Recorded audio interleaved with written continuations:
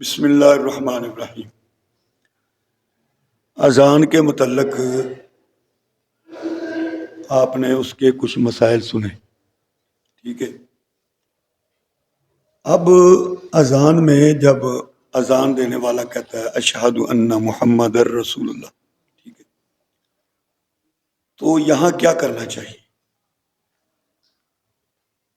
تو حضور نبی کریم علیہ السلام نے فرمایا کہ اس طرح ہی جواب دو جس طرح مؤذن تمہیں کہہ رہا ہوں نا، تو وہ جواب اسی طرح دو۔ یعنی مؤذن اللہ اکبر کہہ رہے تو تسی کی کہنا ہے؟ اللہ اکبر۔ اشہد ان لا الہ الا اللہ کہہ رہے تھے اشہد اللہ، اشہد ان محمد رسول اللہ کہہ رہے تھے اشہد ان محمد رسول اللہ۔ کہ جدو حی علی الصلاح حی علی الفلاح کہنا ہے تو او دا جواب حضور صلی اللہ علیہ وسلم نے خود دسیا کہ تسا لا حول ولا قوت الا باللہ کہنا ہے۔ معلوم ہے کہ اذان دے پورے لفظ، پورا طریقہ وہ حضور صلی اللہ علیہ وسلم نے دس چھڑیا۔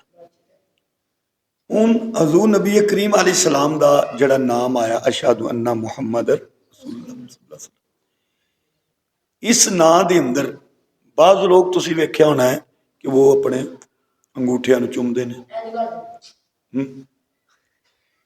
تے کیا حضور صلی اللہ علیہ وسلم دا جدو بھی نام آئے ادو انگوٹھے چومنے چاہیے نے یا درود پڑھنا چاہیے؟ دو چیزاں ہو گئی نا۔ قرآن مجید دے اندر سورہ احزاب دے اندر اللہ نے جو مومنہ نو حکم دیتا، ایمان آلیاں نو حکم دیتا کہ یا ایہا الذین آمنوا صلو علیہ وسلموا تسلیما، اے ایمان والے ہو کہ میرے نبی کریم صلی اللہ علیہ وسلم تے تسی درود بھی بھیجو تے سلام بھی بھیجو۔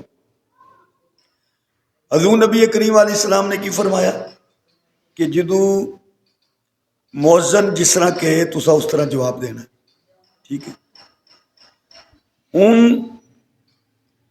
نبی کریم علیہ السلام دا نام آ گیا،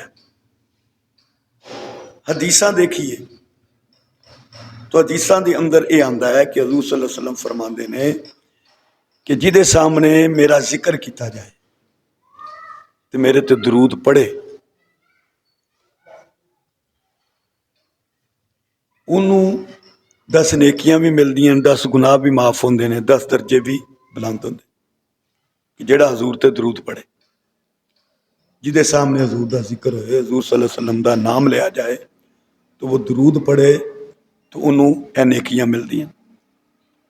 کسی بھی صحیح حدیث دے اندر یہ بات ذکر نہیں ملدی کہ حضور نبی کریم علیہ السلام نے فرمایا ہوئے کہ جدو میرا نام سنو تے درود تے نہ پڑھو مگر انگوٹھے چومو۔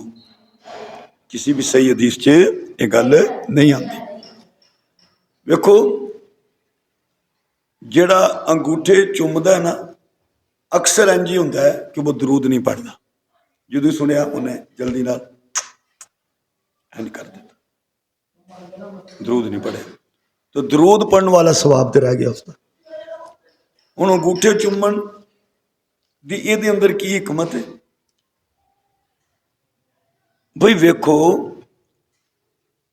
اگر چومنا ہی ہے تے جڑا اذان دے رہا جدے منہ وچوں حضور دا نام نکلن ڈیا ہے او دے منہ چوم لو، جا کے مؤذن دا منہ چومو۔ تواڈے تے انگوٹھے چ کوئی نہیں نہ نکل رہا، کوئی ظاہر نہیں ہو رہا کہ حضرت آدم علیہ السلام نے، بعض لوگ کہندے نے کہ حضرت آدم علیہ السلام نے چومے انگوٹھے کہ انہاں دے انگوٹھیاں وچ حضور دا نام ظاہر ہویا تو انہاں دے انگوٹھیاں چ ظاہر ہویا انہاں چوم لے، تواڈے انگوٹھیاں چ تے نہیں ظاہر ہوندا۔ تو ساڈے واسطے حکم کی ہے؟